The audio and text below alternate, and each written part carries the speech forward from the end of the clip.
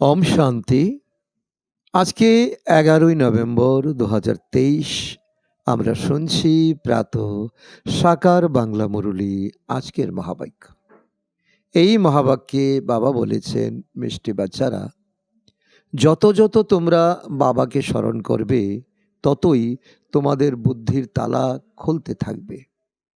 যারা প্রতি মুহূর্তে বাবাকে স্মরণ করতে ভুলে যায় তারা হলো আনলাকি বাচ্চা। প্রশ্ন, খাতা জমা করার আধার কি? সবথেকে বেশি উপার্জন কিসে হয়? উত্তর, দান করলে খাতা জমা হয়। যত যত তোমরা অন্যদেরকে বাবার পরিচয় দেবে ততই আমদানি বৃদ্ধি হতে থাকবে। মুরুলির দ্বারা তোমাদের অনেক বেশি উপার্জন হয়। এই মুরুলি তোমাদেরকে সামলা থেকে গৌর অর্থাৎ সুন্দর করে তোলে। মুরুলির মধ্যেই ঈশ্বরীয় জাদু আছে। মুরুলির দ্বারাই তোমরা ধনসম্পদে সমৃদ্ধ হচ্ছ। আজকের গীত, আমাদের সেই রাস্তায় চলতে হবে যেখানে আমরা পরে গিয়েও আবার সামালতে হবে। ওম শান্তি।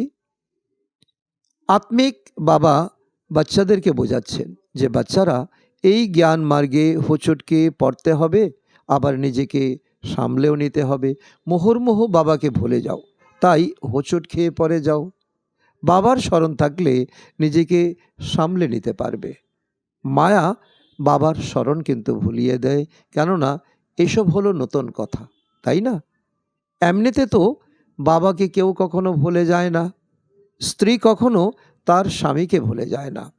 বিয়ে হয়ে গেলেই বুদ্ধির যুগ তার প্রতি অটোমেটিক চলে যায়, ভোলার কোনো কথাই নেই। পতি হলো পতি, বাবা হলেন বাবা। এখন ইনি তো হলেন নিরাকার বাবা, যাকে সাজনও বলে থাকো। ভক্তদেরকে স্বজনী বলা হয়। এই সময় সবাই হলো ভক্ত, ভগবান হলে এক। ভক্তদেরকে স্বজনী, ভগবানকে সাজন, বা ভক্তদেরকে বালক, ভগবানকে বাবা বলা হয়। এখন পতিদের পতি বা পিতাদের পিতা হলেন এক পিতা পরমাত্মা, তিনি একজন। প্রত্যেক আত্মার বাবা পরমাত্মা তো আছেনই। সেখানের লৌকিক বাবা তো সকলের আলাদা আলাদা। এই পারলৌকিক পরমপিতা পরমাত্মা সকল আত্মাদের বাবা হলেন এক গডফাদার, তার নাম হলো শিব বাবা। কেবল গডফাদার মাউন্ট আবু লিখলে বলো চিঠি পৌঁছাবে? নাম তো লিখতে হবে না, অ্যাড্রেস তো সঠিক লিখতে হবে। ইনি তো হলেন অসীম জগতের বাবা, তার নাম হলো শিব। শিব কাশী বলে থাকে, তাই না? সেখানে শিবের মন্দির আছে, অবশ্যই সেখানেও গেছেন। দেখায় না যে রাম এখানে গেছে, সেখানে গেছে, গান্ধী এখানে গেছে, সেখানে গেছে, তো অবশ্যই শিব বাবারও চিত্র আছে। কিন্তু তিনি তো হলেন নিরাকার, তাকে ফাদার বলা হয়, আর কাউকে সকলের ফাদার বলা হয় না। তিনি হলেন ব্রহ্মা, বিষ্ণু, শঙ্করেরও ফাদার, তার নাম হলো শিব। কাশীতেও মন্দির আছে, উজ্জয়িনীতেও শিবের মন্দির আছে। তো এত মন্দির কেন তৈরি হয়েছে কেউ তা জানে না। যেরকম লক্ষ্মীনারায়ণের পূজা করে বলে যে ওনারা স্বর্গের মালিক ছিলেন, কিন্তু স্বর্গ কবে ছিল, ওনারা কি করে মালিক হলেন, এসব কথা কেউ জানে না। পূজারী যার পূজা করে তার অকুপেশনে যদি না জানে, তাহলে সেটাকে অন্ধশ্রদ্ধা বলা হবে না? এখানেও বাবা বলছেন, কিন্তু সম্পূর্ণ পরিচয় বাবার নেই। মাতা পিতাকে জানেই না। লক্ষ্মীনারায়ণের পূজারী পূজা করে, শিবের মন্দিরে গিয়ে মহিমা করে গাইতে থাকে, তুমি মাতা পিতা, আমরা তোমার বালক। কিন্তু তিনি কীরকম মাতা পিতা, কবে হয়েছিলেন, কিছুই তো জানে না। ভারতবাসীরা একদম কিছুই জানে না। খ্রিস্টান, বুদ্ধি ইত্যাদিরা নিজেদের ক্রাইস্টকে, বুদ্ধকে স্মরণ করে। তো দ্রুত তার বায়োগ্রাফিও বলে দেবে, ক্রাইস্ট অমুক সময়ে খ্রিস্টান ধর্মের স্থাপনা করতে এসেছিলেন। ভারতবাসী যাকেই পূজা করুক, কিন্তু তিনি কে তা জানে না। না শিবকে, না ব্রহ্মা বিষ্ণু শঙ্করকে, না জগদম্বাকে, না জগৎ পিতাকে, না লক্ষ্মীনারায়ণকে জানে। কেবল পূজা করতে থাকে, ভক্তি করতেই থাকে, তাদের বায়োগ্রাফি সম্পর্কে কিছুই জানে না। বাবা আত্মাদেরকে বসে বোঝাচ্ছেন, তোমরা যখন স্বর্গে ছিলে তখন তোমাদের আত্মা আর শরীর দুটোই পবিত্র ছিল। তোমরা তখন রাজত্ব করতে। তোমরা জানো যে অবশ্যই আমরা রাজত্ব করেছিলাম। আমরা পুনর্জন্ম নিয়েছি। 84 জন্ম ভোগ করতে করতে বাদশাহী হারিয়ে ফেলেছি। সুন্দর থেকে কালো হয়ে গেছি, সুন্দর ছিলাম এখন শ্যাম হয়ে গেছি। আজকাল তো দেখো নারায়ণকেও শ্যামবর্ণ দেখায়। এ থেকে প্রমাণিত হয় যে তিনি শ্রীকৃষ্ণ ছিলেন, পরে তিনি নারায়ণ হন। কিন্তু এই কথাকে ভক্তি করতে করতে এমন ভুলে গেছে যে কেউই বুঝতেই পারে না। যাদব হলো মিসাইল ইনভেনশনকারী, আর কৌরব আর পাণ্ডব ভাই ভাই ছিল। সেখানে আসরিক ভাই আর এখানে হলো দৈবী ভাই। ইনিও আসরিক ছিলেন, ওনাকে বাবা শ্রেষ্ঠ বানিয়ে দৈবী ভাই বানিয়েছেন। দুই ভাইয়ের যুদ্ধের ফলাফল কি হয়েছিল? অবশ্যই পাণ্ডবদের জয় হয়েছিল আর কৌরবদের বিনাশ হয়েছিল। এখানে বসে যদিও মাম্মা বাবা বলে থাকে, কিন্তু কিছুই জানে না, বাবার শ্রীমতে চলে না, জানে না যে বাবা আমাদেরকে রাজযোগ শেখাচ্ছেন। নিশ্চয় থাকে না।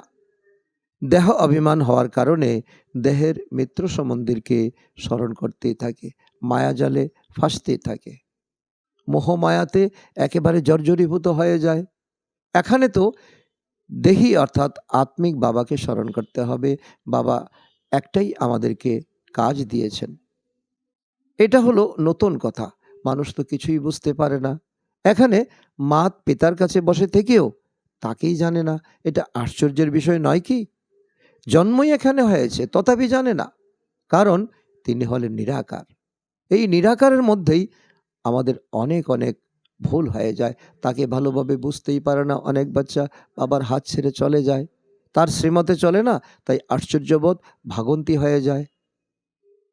যার দ্বারা স্বর্গের 21 জন্মের উত্তরাধিকার প্রাপ্ত হয়, তাকে না জানার কারণে তাকে ছেড়ে চলে যায়। যারা বাবাকে জানে তাদেরকে ভাগ্যবান বলা হয়। দুঃখ থেকে লিবারেট করেন তো এক বাবা, পিতা পরমাত্মা। দুনিয়াতে দুঃখ তো অনেক আছে। এটা হলোই ভ্রষ্টাচারী রাজ্য। দুঃখের পেছনে দুঃখ তো চলতেই থাকে। ড্রামা অনুসারে পুনরায় 5000 বৎসর পর এরকম ভ্রষ্টাচারী সৃষ্টি হবে। পুনরায় বাবা এসে সত্যযুগী শ্রেষ্টাচারী স্বরাজ্য স্থাপন করবেন। তোমরা মানুষ থেকে দেবতা হতে এসেছ। এটা হলো মানুষের দুনিয়া। দেবতাদের দুনিয়া শতযুগে হয়। এখানে আছে পতিত মানুষ, পাবন দেবতা শতযুগে হবে। এসব কথা তোমাদেরকে বোঝানো হয়। তোমরা যারা ব্রাহ্মণ হয়েছ, যারা ব্রাহ্মণ হবে তাদেরকে বোঝানো হবে এই জ্ঞান তোমাদের জন্য। সবাই তো আর ব্রাহ্মণ হবে না, সবাই এই জ্ঞান শুনবে না, সবার ভাগ্য তৈরি হবে না। যারা ব্রাহ্মণ হয়েছে তারাই পুনরায় দেবতা হবে। ব্রাহ্মণ না হলে তো দেবতা হতেই পারবে না। বাবা মাম্মা বলছো তো ব্রাহ্মণ কুলে এসেছো। এরপর তো হলো পড়াশোনার আধারে পুরুষার্থ। এখন এখন রাজধানী স্থাপন হচ্ছে, আর ইব্রাহিম বুদ্ধ প্রমুখ কেউই রাজধানী স্থাপন করে না। তারা শুধু ধর্ম প্রচার করে, ধর্ম স্থাপন করে। ক্রাইস্ট একা এসেছে, কারোর মধ্যে প্রবেশ করে খ্রিস্টান ধর্ম স্থাপন করেছে। তারপর তো যারা খ্রিস্টান ধর্মের আত্মারা উপরে ছিল তারা আসতে থাকে, তাদেরকে আকর্ষণ করা হয়। এখন সকল খ্রিস্টান আত্মারা এখানে আছে। এখন অন্তিম সময়ে সবাইকে বাড়ি ফিরে যেতে হবে, পরমধাম যেতে হবে। বাবা সকলের গাইড হয়ে সবাইকে দুঃখ থেকে লিবারেট করছেন। বাবাই হলেন সমগ্র মনুষ্য জাতির লিবারেটর আর গাইড। সকল আত্মাদেরকে বাড়ি ফিরিয়ে নিয়ে যাবেন। এই সত্য তোমরা এখন জানতে পারছো। আত্মা পতিত হওয়ার কারণে বাড়ি যেতে পারে না। নিরাকারী দুনিয়া তো হলো পবিত্র, তাই না? পবিত্র না হলে যাবে কি করে? এখন এই সাকারী সৃষ্টি হলো পতিত। এখন এদের সকলকে পবিত্র কে বানাবেন, যাতে এরা নিরাকারী দুনিয়াতে যেতে পারে। এই জন্য আহ্বান করে, ও গডফাদার এসো। গডফাদার বলছেন যে আমি একবার আসি। যখন সমগ্র দুনিয়া একেবারে ভ্রষ্টাচার হয়ে যায়, পাপাচার হয়ে যায়, কত বারুদ ইত্যাদি তৈরি হচ্ছে একে অপরকে মারার জন্য। একদিকে তো বম তৈরি করছে, অন্যদিকে আবার দেখো ন্যাচারাল ক্যালামিটিস হবে, প্রাকৃতিক বিপর্যয় হবে, বন্যা হবে, ভূমিকম্প হবে, ইত্যাদি সব হবে, বিদ্যুৎ চমকাবে, সবাই গণহারে অসুস্থ হয়ে পড়বে। কেননা জৈব সার তো তৈরি হতে হবে, তাই না? মাটিরও তো সার চাই, নোংরা পচনশীল দ্রব্য থেকেই তো সার তৈরি হয়, তাই না? তো এই সমগ্র সৃষ্টিতে জৈব সার চাই, যার দ্বারা ফার্স্ট ক্লাস বৃক্ষ উৎপাদন হবে। সত্যযুগে সত্যযুগে কেবল ভারতই ছিল, আর কোনো খণ্ড ছিল না। এখন এত সকলের বিনাশ হতে হবে। বাবা বলছেন, আমি এসে দৈবী রাজধানী স্থাপন করি, অন্যদিকে সব কিছু বিনাশ হয়ে যাবে, বাদ বাকি তোমরা স্বর্গে চলে যাবে। তোমরা অল্প সময় পরমধামে থেকে তারপর অটোমেটিক তোমরা স্বর্গে চলে যাবে। স্বর্গকে তো সবাই স্মরণ করে, তাই না? স্বর্গকে সবাই সুখের দুনিয়া মনে করে, কিন্তু স্বর্গে কাকে বলা হয় এটা কারো জানা নেই। কিভাবে স্বর্গ স্থাপন হয়? কেউ মারা গেলে বলে স্বর্গবাসী হয়েছে। আরে, কলিযুগে যারা মরবে তারা অবশ্যই কলিযুগেই পুনর্জন্ম নেবে। এতটা বুদ্ধি কিন্তু কারো নেই। ডক্টর অফ ফিলোসফি নাম রেখে দেয়, অনেক টাইটেল রেখে দেয়, বুঝতে কিছুই পারে না। মানুষ মন্দিরে বসবাসের যোগ্য ছিল, অর্থাৎ সত্যযুগে প্রতিটা ঘর ছিল মন্দির। সেটা হলো ক্ষীরসাগর, আর এখন হলো বিষয় সাগর। এখন তোমরা বিষয় সাগরে গোতো খাচ্ছ। এইসব কথা বাবাই এসে বোঝাচ্ছেন। পড়াবেন তো মানুষকেই, জন্তু জানোয়ারকে তো পড়াবেন না। বাবা বোঝাচ্ছেন এই ড্রামা দৈব নির্ধারিত। যেরকম ধনবান মানুষ সেরকম তাদের ফার্নিচারও তৈরি হবে। গরিবের কাছে মাটির পাত্র থাকবে, ধনবানের কাছে তো অনেক বৈভব থাকবে, বিষয় থাকবে, সম্পত্তি থাকবে। তোমরা সত্যযুগে ধনবান হবে, তখন তোমাদের হিরে জহরাতের মহল থাকবে, কোনো কমই থাকবে না। সেখানে কোনো নোংরা আবর্জনা থাকবে না, দুর্গন্ধ থাকবে না। এখানে তো চারিদিকে দুর্গন্ধ, তাই ধূপবাতি জ্বালানো হয়। সেখানে তো ফুল ইত্যাদিতে ন্যাচারাল সুগন্ধি থাকবে, ধূপ জ্বালানোর কোনো দরকারই পড়বে না। তাকে হ্যাবিন বহিস্ত স্বর্গ বলা হয়। বাবা হলেন হ্যাভেনলি গডফাদার। বাবা হ্যাভেনের মালিক বানানোর জন্য তোমাদেরকে পড়াচ্ছেন, এই স্পিরিচুয়াল পড়াশোনা তোমাদেরকে করাচ্ছেন। দেখো কীরকম সাধারণ। এরকম বাবাকে স্মরণ করতেও তোমরা ভুলে যাও। পুরোপুরি নিশ্চয় নেই, তাই তোমরা ভুলে যাও। যার থেকে স্বর্গের উত্তরাধিকার প্রাপ্ত হয়, এরকম মাতা পিতাকে ভুলে যাওয়া কত দুর্ভাগ্যের ব্যাপার, তাই না? বাবা এসে উঁচুর থেকে উঁচু বানাচ্ছেন। এরকম মাতা পিতার শ্রীমতে না চললে তো 100% মোস্ট আনলাকি বলা হবে। আর এসেছো ভাগ্য অর্জন করতে, এখন ভাগ্যের তালাই খুলবে না। নম্বরের ক্রম অনুসারে তো আছে, তাই না? কোথায় পড়াশোনা করে বিশ্বের মালিক হওয়া, কোথায় নকর চাকর হওয়া। তোমরা বুঝতে পারো যে আমরা কতটা পড়াশোনা করছি, এই আধারে আমরা কোন পদ প্রাপ্ত করব। সেখানে তো কেবল ধর্ম পিতারা আসেন ধর্ম স্থাপন করার জন্য, এখানে মাত পিতা আছেন। কেননা এটা হলো প্রবৃত্তি মার্গ। প্রবৃত্তি মার্গ ছিল সত্যযুগে, আর এখনও প্রবৃত্তি মার্গ দ্বারাই তোমরা স্বর্গ দুনিয়াতে এখন পদার্পণ করবে। এখন হলো অপবিত্র প্রবৃত্তি মার্গ। লক্ষ্মী নারায়ণ পবিত্র ছিলেন, তো তাদের সন্তানও পবিত্র ছিলেন। তোমরা জানো যে আমরা কি হতে চলেছি। আমরা নর থেকে নারায়ণ, নারী থেকে লক্ষ্মী হতে চলেছি। মাতা পিতা কত উচ্চ বানাচ্ছেন, তাই তাকে অবশ্যই ফলো করতে হবে। ভারতকেই ফাদার মাদার কান্ট্রি বলা হয়। শতযুগে সবাই পবিত্র ছিল, এখানে সবাই পতিত। কত ভালোভাবে বোঝানো হয়, কিন্তু বাবাকে স্মরণ না করলে বুদ্ধির তালা একেবারে লক হয়ে যায়, বুদ্ধির তালা বন্ধ হয়ে যায়। শুনতে শুনতে পড়াশোনাও ছেড়ে দেয়, বুদ্ধির তালা একদম বন্ধ হয়ে যায়। স্কুলেও দেখো নম্বরের ক্রমানুসারে আছে, পাথর বুদ্ধি আর পারস বুদ্ধি বলা হয়। যারা ভালো স্টুডেন্ট তাদেরকে পারস বুদ্ধি বলা হয়। পাথর বুদ্ধি কিছুই বুঝতে পারে না। সারাদিনে দেখো তোমাদের মধ্যেই আছে 5 মিনিটও বাবাকে স্মরণ করে না। 5 মিনিট স্মরণ করলে তো এতটুকুই তো তালা খুলবে, বেশি স্মরণ করলে তো ভালোভাবে তালা খুলে যাবে। সব কিছুর আধার হলো স্মরণ।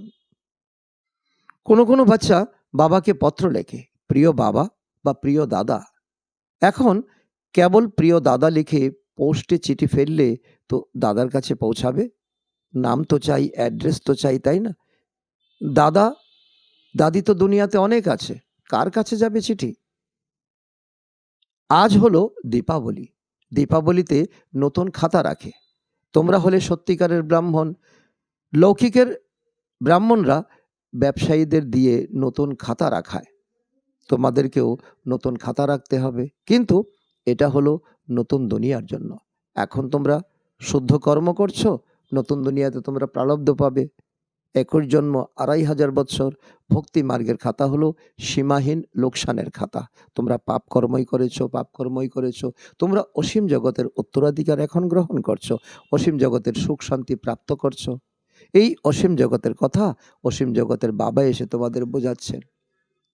আর অসীম সুখ প্রাপ্তকারী বাচ্চারাই এসব বুঝতে পারে। বাবার কাছে কোটির মধ্যে কয়েকজনই আসে, তার মধ্যে কেউ টিকে, কেউ ভাগন্তি হয়ে যায়। চলতে চলতে উপার্জনে ঘাটতি দেখা দেয়, তখন যেটুকু জমা হয় সেটাও ন্যায়ের সমান হয়ে যায়। তোমাদের খাতা তখন বৃদ্ধি পাবে যখন কাউকে তোমরা জ্ঞান দান করবে। দান না করলে আমদানির বৃদ্ধি হয় না। তোমরা পুরুষার্থ করছো যাতে আমদানির বৃদ্ধি হয় বলে। সেটা তখন হবে যখন কাউকে তোমরা জ্ঞান দান করবে, কারো ভালো করবে, কারো কল্যাণ করবে। কাউকে বাবার পরিচয় দেওয়া মানে তোমার খাতা জমা হওয়া। পরিচয় না দিলে তো জমাও হবে না। তোমাদের উপার্জন হলো অনেক অনেক বড়। মুরলি থেকে তোমাদের সত্যিকারের উপার্জন হতে পারে। এই মুরলিকে তোমরা ধ্যান দিয়ে শোনো, ধ্যান দিয়ে পড়ো। কেবল এটা বুঝতে হবে যে মুরলি কার। এটাও তোমরা বাচ্চারা জানো, যারা সামলা হয়ে গেছো তাদেরকেই গৌর বানানোর জন্য মুরলি শুনতে হবে। এই মুরলিতে জাদু আছে, ঈশ্বরীয় জাদু বলে, তাই না? তো মুরলিতে ঈশ্বরীয় জাদু আছে। এই জাদু এখন তোমাদের জন্য, তোমাদের জীবনে এখন লাগু হবে। এই জ্ঞানও তোমাদের এখনকার জন্য। দেবতাদের মধ্যে এই জ্ঞান থাকবে না বা ছিলও না। যখন তাদের মধ্যে জ্ঞান ছিল না, তো তাদের পরবর্তী সময়ে মানুষের মধ্যে জ্ঞান কি করে থাকবে? শাস্ত্র ইত্যাদি যা কিছু পরবর্তী সময়ে তৈরি হয়েছে সেসব বিনাশ হয়ে যাবে। তোমাদের এই সত্যিকারের গীতা তো খুবই অল্প। দুনিয়াতে তো সেই গীতা প্রায় লক্ষ সংখ্যক আছে। বিভিন্ন ভাষায় রচনা হচ্ছে। বাস্তবে এই চিত্রই হলো তোমাদের কাছে যে স্পিরিচুয়াল চিত্র আছে, এই চিত্রই হলো সত্যিকারের গীতা। সেই গীতাতে এত কিছু বুঝতে পারবে না যা সংস্কৃত লেখা, যতটা এই চিত্র দেখে বুঝতে পারবে। আর তোমাদের এখন ভাগ্যের তালা খুলছে, তোমরা এখন সৌভাগ্যশালী হচ্ছ। আচ্ছা, মিষ্টি মিষ্টি হারানিধি বাচ্চাদের প্রতি মাতা পিতা বাপদাদার স্মরণের স্নেহ সমন আর সুপ্রভাত। আত্মাদের পিতা ওনার আত্মারূপী বাচ্চাদের জানাচ্ছেন নমস্কার। আমরা আত্মারূপী সন্তানরা আমাদের মাতা পিতা বাপদাদাকে জানাই স্মরণের স্নেহ সমন এবং সুপ্রভাত। ধারণার জন্য মুখ্য সার: 1 নম্বর, ভালোভাবে পড়াশোনা করে নিজেকে ভাগ্যবান বানাতে হবে। দেবতা হওয়ার জন্য পাক্কা ব্রাহ্মণ হতে হবে। নাম্বার 2, দেহি বাবাকে স্মরণ করার জন্য দেহি অভিমানী হতে হবে। দেহকেও ভোলার অভ্যাস করতে হবে। এটাই হলো তোমাদের পড়াশোনা। আজকের বরদান: সর্বদা নিজেকে সারথি আর সাক্ষী মনে করে দেহ ভাব থেকে পৃথক থাকা যোগযুক্ত ভব। অর্থ হলো, যোগযুক্ত থাকার সরল বিধি হলো সর্বদা নিজেকে সারথি আর সাক্ষী মনে করে চলা। এই রথের চালক হলাম আমি, আত্মা সারথি। এই স্মৃতি শত এই রথ অথবা দেহ থেকে বা কোনো প্রকারের দেহভাব থেকে পৃথক বানিয়ে দেয়। দেহভাব নেই তো সহজেই যোগযুক্ত হয়ে যায়, আর প্রত্যেক কর্ম যোগযুক্ত হয়। নিজেকে সারথি মনে করলে সকল কর্ম ইন্দ্রিয় নিজের কন্ট্রোলে থাকে। যে কোনো কর্ম ইন্দ্রিয়ের বশীভূত হতে পারবে না। আজকের স্লোগান: বিজয়ী আত্মা হতে হলে অ্যাটেনশন আর অভ্যাস একে নিজস্ব সংস্কার বানিয়ে নাও। আচ্ছা, ওম শান্তি।